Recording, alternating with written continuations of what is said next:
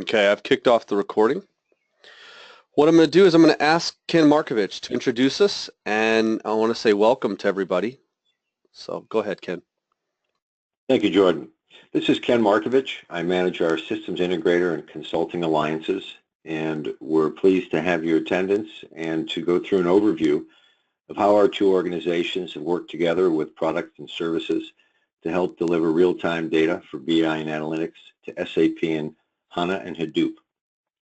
Today, we have Raul Ishor, the Senior Principal at Clarity Insights, and Jordan Martz, our Director of Technology Solutions.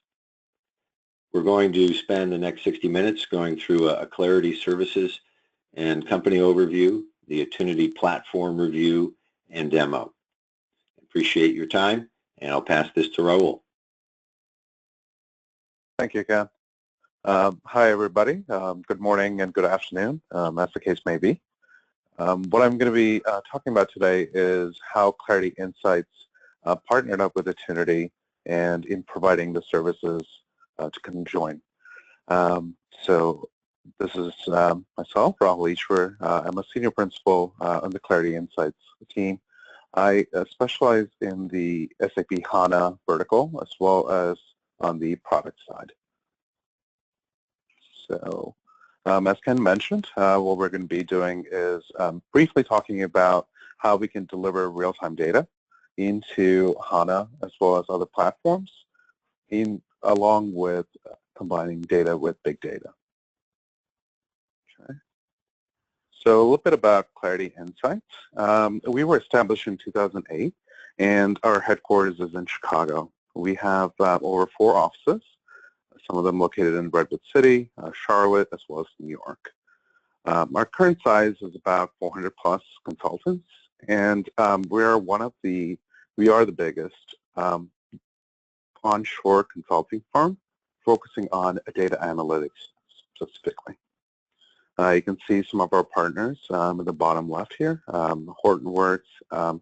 We actually have the distinction of having the most number of Hadoop developer certified consultants. We are a silver level partner with SAP, and we're also partners with Attunity, whom we're speaking with today. Just another high-level overview on how we go to market. So we have a breadth of experience in terms of different verticals. So as I mentioned previously, I'm part of the products in the retail CPG vertical. We also have other industry specializations in insurance, financial services, media entertainment, healthcare, and industries. We also have a lot of technical expertise in the areas of data strategy, data science, visualization, as well as engineering and cloud. So as we've kind of gone through, we've kind of heard through other clients and other partners that one of the big things that customers are struggling with today is understanding, A, what is big data, and then secondly, how in their own ecosystem they can combine big data along with SAP. So I'm sure everybody has heard of these terms such as hot data, cold data, data on the cloud, and integrating it or data federations. So what we're trying to address here through this webinar is to kind of give you a high-level overview on how or what are the possibilities of being able to combine them, in what kind of scenarios or use cases does this make sense, and in which what type of tools can you leverage to be able to kind of combine these data sets together. So what we've done at Clarity Insights is come up with this concept of a reference architecture. These are kind of high-level architecture diagrams or processes that we can employ to help define and help our clients understand how to restructure or organize their environments and make sense of this complex and confusing network of systems and terms that may be out there.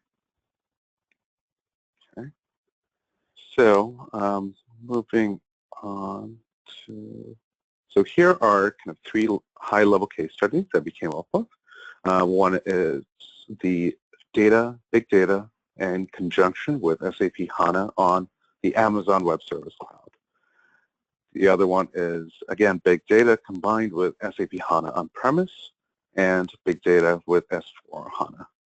So the reason the SAP HANA on AWS Cloud is being called out separately is because some of the nuances and uniqueness that AWS Cloud offers and some limitations that there may be on there compared to any other cloud offering that is out there. SAP HANA on-premise is traditionally the most common and frequently observed platform that is available and seen in most clients. And then S4 HANA is kind of the new area and new technology that we're developing. So S4 HANA is primarily the combination or the placement of SAP ERP or SAP R3 on top of HANA. So there you have one single instance of where you are both doing your transactions as well as your analytical needs. So addressing the first case study, which is the Big Data in conjunction with SAP HANA on AWS Cloud, going from left to right, you can see the data sources here. Top left, we're talking about the core industry SAP modules, which is nothing but SAP ECC. We also have non-SAP data, such as point of sale, syndicated, trade promotion, warehouse management, and manufacturing systems. This is by no means all-inclusive, but it is just kind of a sampling of different types of non-SAP data that you may have as a client. In addition to this, there's also the multi-structured Internet of Things, social media, as well as machine sensors data. These tend to be quite voluminous in nature and are maybe possibly even streaming, or they kind of feed through in real time. What we have, and Jordan will be covering this in more detail later on, but we have the Attunity Replicate server in between. And what this serves as is it serves as a data movement and an ETL layer, allowing us to centrally manage all the different variety of data sources that we have on the left and the variety of targets that we have on the right. In the bottom right, what we can see is in conjunction to Hadoop, as we are discussing today, it also Attunity has the ability to connect with various other relational data warehouses, Kafka, RDBMS environments. And on the top, you have SAP HANA as another potential source. In this particular model, the reason Attunity plays well here is because AWS has the limitation of not being able to work with SLT. SLT, for those who don't know, is the SAP Landscape and Transformation system, which we will be talking about in the subsequent slide. I have indicated here that traditionally the data being sent from Attunity to SAP HANA is summarized in nature. The reason for that is due to the volume of data or due to ensuring that you want to kind of minimize your footprint. Summarization of data is traditionally an approach that we have seen quite often. That is by no means a limitation or a necessity, but is just a recommendation on use cases. As we go to the right, the semantic layer, within the SAP HANA framework, we have the virtual data model, calculation views, and on the bottom we have the universes or OLAP as an example. What this allows us to do on the right-hand side is provide a reporting layer that can be a seamless view for the users themselves. As a user, I don't necessarily need to know if the data is going to be stored in SAP or SAP HANA or anywhere else. I would be able to, in turn, run a report and have the IT organization or have the environment decide for me where the data would be then housed. So I get the best of both worlds without having to necessarily run two disparate queries on each environment. So that, in a nutshell, is the SAP HANA on AWS Cloud. Moving on to the second case study, as I had mentioned, this is where SLT or the SAP Landscape Transformation comes into play.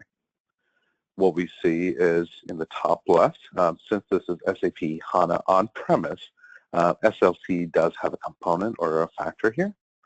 We have the ECC data flow in real-time basis or in batch into HANA directly. This allows us to kind of leverage the SLC framework and the out-of-box functionality that it offers. Attunity still has a role and a place in this overall model for our non-SAP and multi-structured data elements in the bottom left. We are so kind of proposing that we use this to send data to HANA as necessary and needed for the integration of possibly your trade promotion data with your SAP data, so you can do analytics there, your point of sale information, so you can do plan versus actual data, manufacturing information. All of those have their different unique needs and use cases for those. The bottom left, you can see, it hasn't changed from the previous slide. Attunity still is able to kind of send data back and forth between the environments. And one more possible variation, which is the S4 component. As you can see, the core industry-specific components, or the SAP ECC module, has now moved from the data source into the database environment directly. So in this scenario here, SLC or any of those other ETL modules aren't really necessary, as the transactional data is sitting in the same environment, same box as our operational and reporting layer. The left-hand side with the non-SAP and multi-structured data still is needed, and Attunity still serves a great purpose in terms of moving data back and forth between those environments. Here on the bottom left, you can see the sources are still the same, and then on the right, you can see the reporting layer is also unchanged. So just kind of drilling into the reporting layer a little bit more, we have mentioned the ad hoc layer, ad hoc analysis, canned reports, visualization, and advanced analytics. All of these kind of are more general terms, and there are tool recommendations or tools that would kind of support and provide value for each one of these elements. So lastly, just kind of to talk about what kind of services does Clarity Insights provide. In this context, what we have done for other clients as well as what we have is the ability to provide an independent tool-agnostic advisory services. As you saw in the first slide, we have partnered up with a variety of different partners, and we take an approach of providing a more business use case driven first approach, and then a tools selection later. We have traditionally followed an approach where we come in, provide a current state assessment, work on gathering different use cases, working with the client on figuring out what the business benefits are, working out what the future state reference architecture should look like, and working with them to figure out how we can take them from where they are today to where they want to be by defining what the BI roadmap should look like. In order to kind of help or assist in reaching the destination or the goal, we work on identifying what the BI tool selection should be on a predefined methodology, and defining what the implementation plans should look like.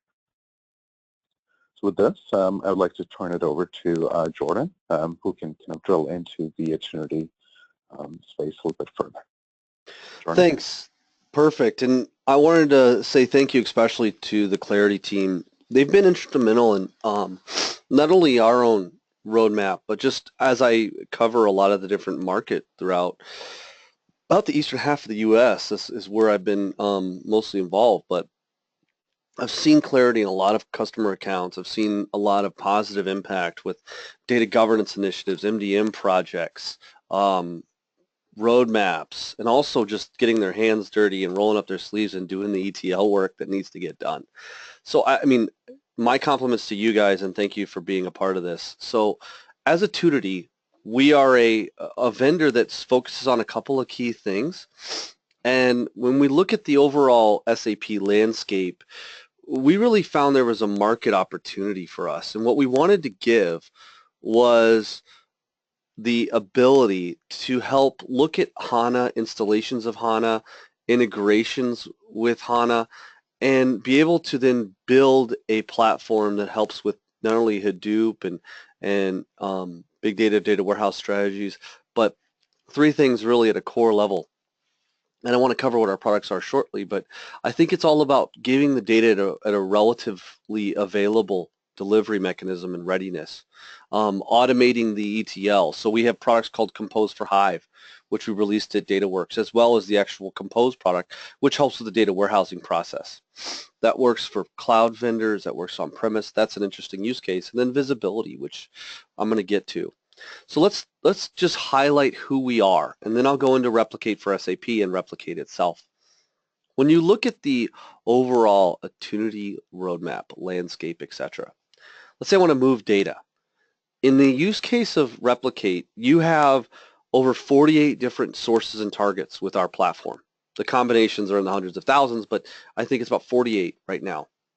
When you combine that with Compose, you not only can use Compose to reconcile deletes and make a standard landing and automation for the transformation and automation that goes into big data analytics, but also just the automation of your warehouse and then the change controls of adding new tables and how that propagates out, or the code that does ELT, which is so fundamentally important to then being able to process it.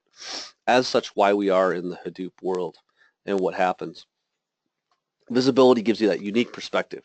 Whenever I describe it, people are all about these ETL offloads, and we talk about what is important. Well, for us, it's important to understand who's doing what. So let's get into Replicate. Let's talk about what Replicate does. Replicate takes data from on-premise or in the cloud, and it looks at all these external components and the ways that those are connected to each different components. And then in the middle, you have the in-memory capability of the file channel, which is right here, which is our in-memory database. As we are deployed into a database or into a mainframe or into any source, we're able to then cache the data out into our in-memory database and control and manage that. That gives us the ability to verify that things landed, to be able to filter on data, to transform that data, and to be able to maintain control of that persistence. We get all kinds of metrics and metadata about our performance and how it's executing, the validity of what's executing over time. And then we also have this other aspect to us, which is the many, many sources that you can go extract from. So why not talk about all these different source systems? Because when we extract from the source systems today, you have SAP, Oracle, SQL Server, and DB2 underneath them.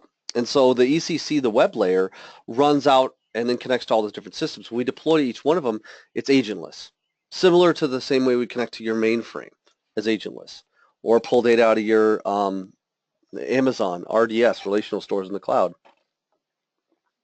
So all of these are core to bringing them to a new environment. And so when you look at these targets, the bottom shelf of this slide, you have the ability to load into HANA, and you have the ability to load into Hadoop. Today I'm going to load into Kafka. And what I want you to see is I can load in message formats and streaming messages. I can load into a NoSQL database. I can load into the cloud. So whatever use case you have for a strategy on the data side, we can help you with that. That's going to be key. So when you right-size this, you want to be able to take the replicate endpoints, be able to bulk load them, whether they're into SAP or whether they're into Hadoop in this use case, and control how much offload do I want to move, how much data do I want to maintain, and where am I putting and holding all these for different types of both analytics and operational reporting.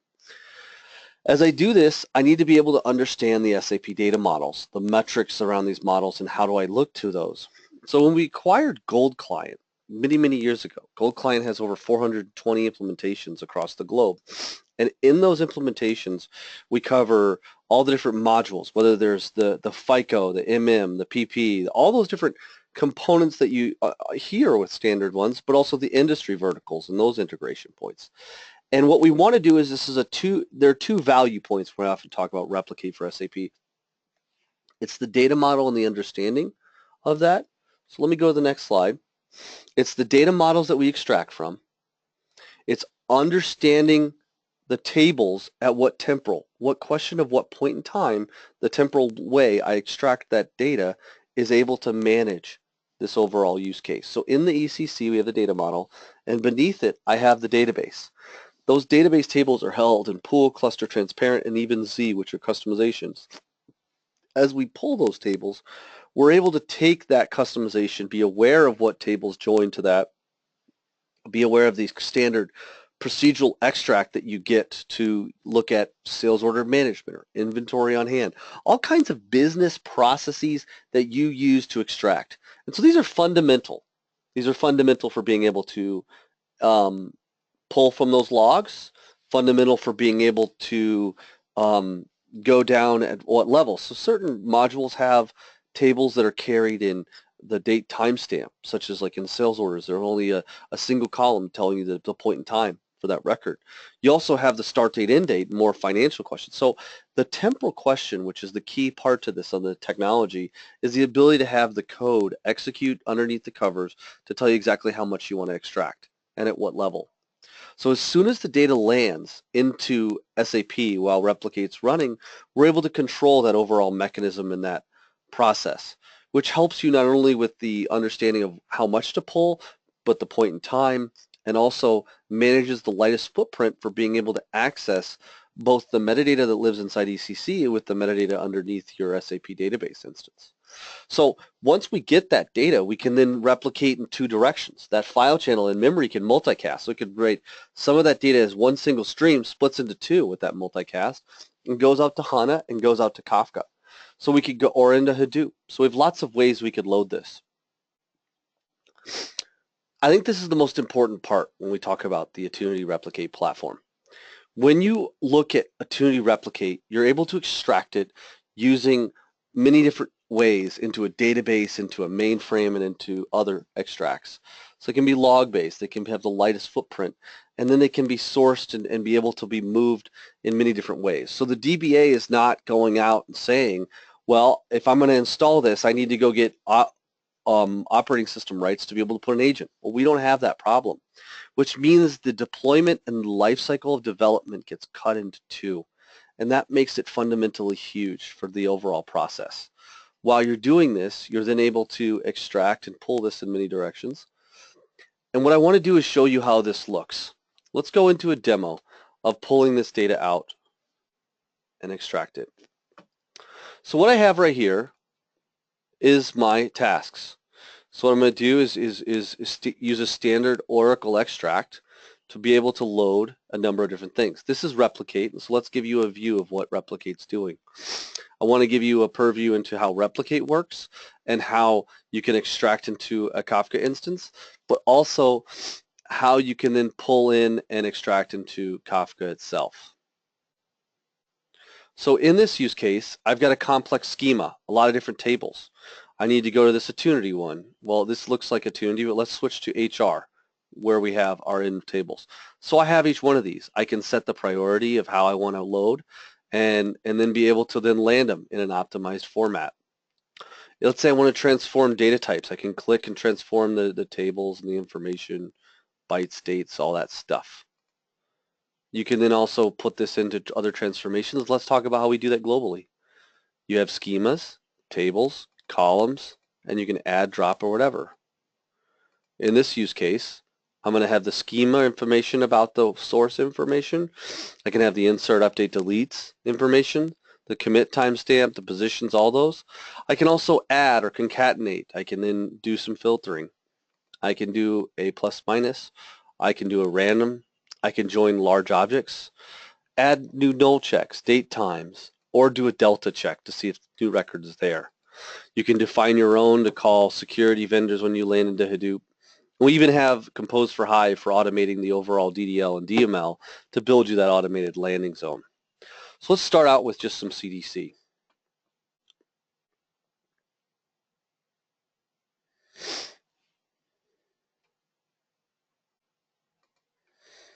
All right, now I'm going to pull open NetWeaver to start us up for our demo next.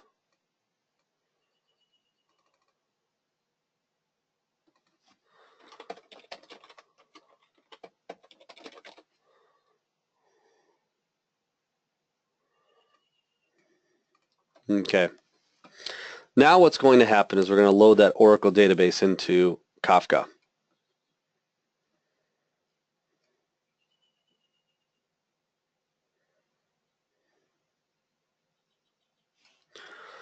Let's start in the main loop now.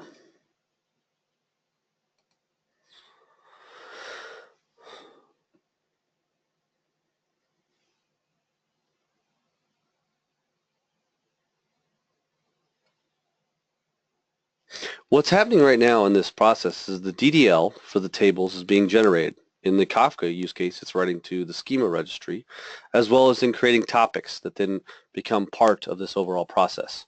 While this loads, I'm going to show you the managed endpoint process to be able to click on that overall use case and to be able to see what happens once you start loading.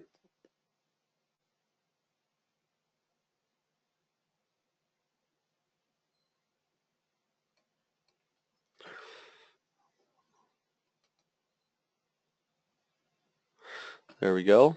I need to click on the full load component. So while these objects are queuing up and running, we're transferring over those records. I want to show you how we connect to all these different systems. We have lots of Hadoop installations, mainframes. I've got Kafka, and in this use case, I can do a secure cluster, or I can write to those topics, like we said, this SAP demo. I can write a topic per table, set partitions, even set what kind of messages. Do I want to store it in JSON or Avro? And how do I publish the schemas to each one of these? So as we're loading each one of these different systems, you're connected to the Kafka. In this use case, I'm going to pull from Oracle. I have two components. I can use the LogMiner API or I can use the binary reader to scale and extract some of this metadata over time and to be able to pull this as we're moving. In the use case of SAP, let's go into some of the details of what we do when we extract from SAP. In this use case, I've got an Oracle database that I extract from. I tell it that it's a SAP installation, but that becomes part of the browsed underlying database that you connect to. The ECC layer is running off of a instance number and it has an agent put onto it. So right here we're going to extract from that database and pull from that installation. In this Oracle instance, I'm going to start to showcase some of the CDC functionality.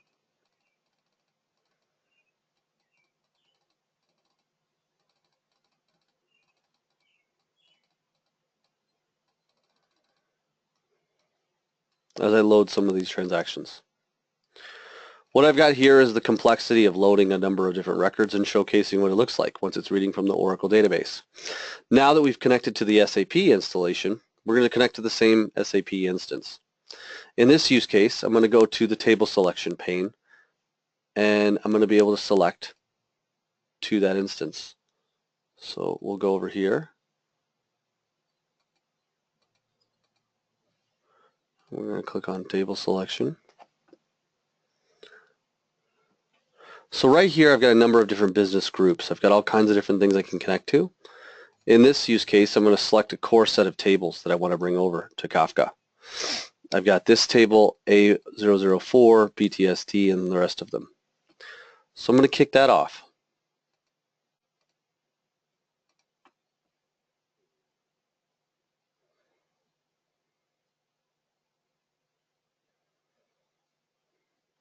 So while we're doing that, what we're going to do is we're going to click at this SAP demo where we're loading those objects. Right now we've got our newest objects. And I've got all these different messages right here. I've run a bunch of deletes and insert update deletes so you can see that they're loading into Kafka. In the background, we're going to see that there's a loading process going on. So what I want you to be able to do is see that as we're connecting to SAP, we've mapped the complexity of those tables, and now we're going to extract into those different tables using Replicate.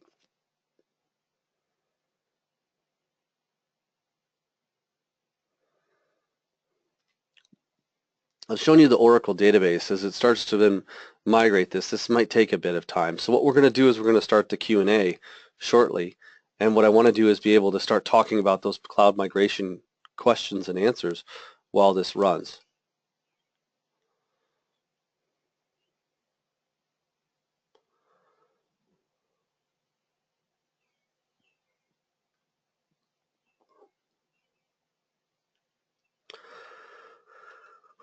Raul and Ken, I think it might be a good time to start looking for questions as we're going. So, Sure. Thanks, Jordan. At this time, if there are questions, please chat them to Jordan. so as you can see, we've got hundreds of thousands of records loading every second, and you've got a boatload of transactions that are coming across the wire. So as you're seeing, queued up, estimated hundreds of thousands of records, and these things are loading at full tilt. So as you're seeing each one of these different records complete and load, we're going to start to have to wait for a little while for this to load. I'm going to queue up what it looks like when it goes to scale. When it goes to scale, you've got all these different Oracle going into all your Kafkas, your Teradatas, your Hadoops, all these different environments, even HANA. So as this process is going, you want to be able to see, and what I can see is I've got 7,000 rows a second moving across the wire. So a significant number of objects that are being pulled. And you're seeing the transaction time moving, and it may take a little bit of time. So that's why, while this is running, I'm going to let us watch as this is running, and I want to start the question and answer. So Raul, you've seen some of these happen in the past. What I'd like to do is ask you some questions around the overall process. So let's get to the questions. What in your experience, when people are loading to the cloud, when they're trying to use HANA and they're trying to figure out how much to load, it seems like this whole hot and cold conversation comes in.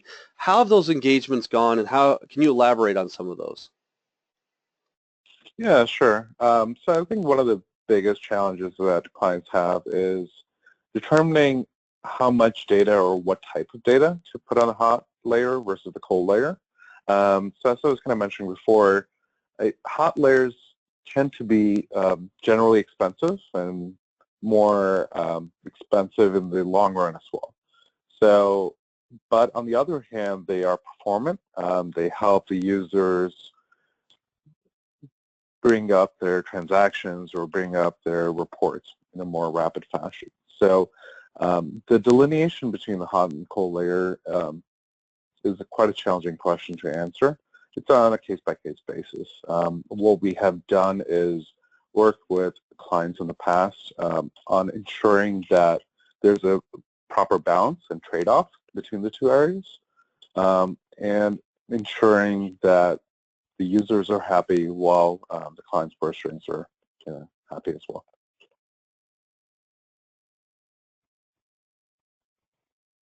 So I've got another one that just came in.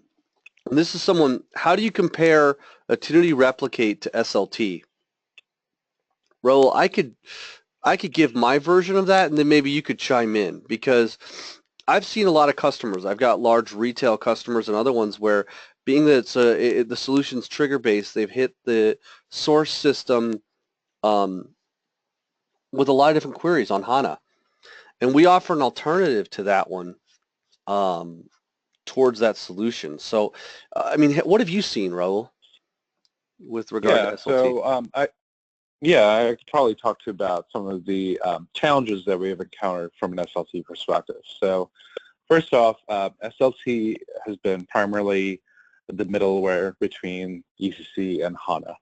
One of the challenges, and I think you've kind of talked about the Attunity space, SLT does require the triggers to be installed on ECC, and it does take some processing power on the source system itself. So when you are doing an initial data load, as an example of BSEG or MSEG or of some tables that are billions of records, we do require, or probably suggest, that there's some downtime required on the ECC system, which is disruptive, and the process is continuously running. So if there is an extent a larger load on the ECC module, then the SLT job has to be put on hold, or a batch process needs to be enabled. So it's a little bit intrusive in that sense. The other challenge is that SLT cannot be used for any other target other than HANA. So in this kind of hybrid architecture, or the case where we're talking about today, where you do want to be able to load that same data set to Hadoop or any of the other big data elements, SLT does not kind of meet that need. So I don't know, Jordan, do you want to kind of add anything to that as well from your side? No, I think that's where the market opportunity fits for Replicate for SAP. That's where we get another question. They're like, so how much time should I actually keep in my HANA? And a lot of people ask that question of us, like a year or 2 years. And what is the evaluation criteria you've seen customers use when looking at how much history that they want to maintain and how do we interact well with HANA in this architecture? Yeah, so right. So I think the having Attunity or some kind of tool as such in the middle layer allows us the flexibility of being able to move that data back and forth in a seamless fashion. You don't necessarily have to have the right answer going in on day one. You have the ability to kind of change that as the use cases evolve or modify. Traditionally, what we see is clients going anywhere from a year to multiple years in a hot layer like HANA, and the rest of the elements in a cold layer like Hadoop or some of the big data elements. The other kind of use cases we've talked about is kind of having the larger data sets, such as like your point of sale information or your Internet of Things, feed directly into a big data platform and then summarized up to HANA. But having something like Attunity in the middle allows us the flexibility of being able to transfer data back and forth as the reporting needs arise. Right, and we just got some of these. So what kind of reporting can you do out of Hadoop that is unique once you get to these use cases? And I think this is what the driving question is. When you're building Replicate for SAP solutions with Attunity and with other products as well, it becomes a lot of the time an IoT driver, right? And I think that's one of the things that is some of these use cases. And what are the use cases that you've seen with these tools combining into a big data solution? What are the types of use cases that drive this activity? Do you have any examples? Yeah, so I think you kind of touched on the big one there. I think IoT and just machine sensor data is kind of a big hot topic recently, where there's billions and millions of records, line items that come in on a daily basis, and many times. What we saw at a recent client, as an example, is that they were doing product testing. So they were testing individual components on a daily basis. So instead of kind of losing all that information or housing that and not being able to mine that for valuable information, what they did was they housed it in a big data platform and were able to do some analytics on that. What that helped them do was to kind of reduce the number of components that they were testing down, so that way they were testing where they saw previous indication of fault or issues, and thereby kind of speed up their overall processing, as an example. So I think with this day and age where we have a vast trove of valuable information, I think it behooves us to kind of mine that information and get something out of it. One of the use cases, I'm going to continue this, and I think I'm running out of questions here, and we can probably end it a little bit early, but what I wanted to do was talk about two use cases. In one of them, I've seen financial analytics and reporting on the enterprise performance management, so forecasting out of finance, interperiod analysis, those opportunities. I've seen this conversation driven there. So a lot of the time they're module based, but you want to combine the questions of each module, and then you want to combine external sources. External sources could be cross-validating the ERP with the CRM data to then give you because although the customer may be the same, the perspective of the customer may be different when you're trying to write the code from Spark statements or SQL statements to extract that logic.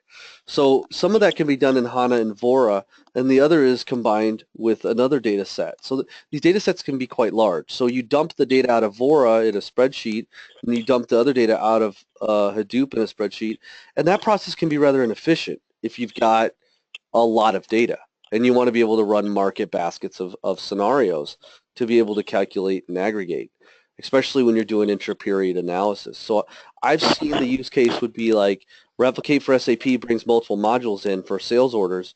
You give all the sales orders at more of the abstracted business object layer, And then we've seen customers be able to do that full market basket. I mean, you marked two use cases, which would have been prescriptive of looking at a market basket from prescription, but also preventative maintenance was that other IoT. So I guess financials was one. And then I have another one where it's the inventory on hand supply chain question. And I've been running into this quite a bit where customers are trying to be able to connect their PLM systems and they're building a big data lake, but they don't know exactly how they're going to extract from SAP to match the IoT preventative story as well as others coming out of the inventories. So this is one of those other use cases that we found and identified solutions. There's many more like HR analytics and others that we can mark, but I just thought this would be interesting. Ken or Raul, do you have any questions that you see that are coming across of interest?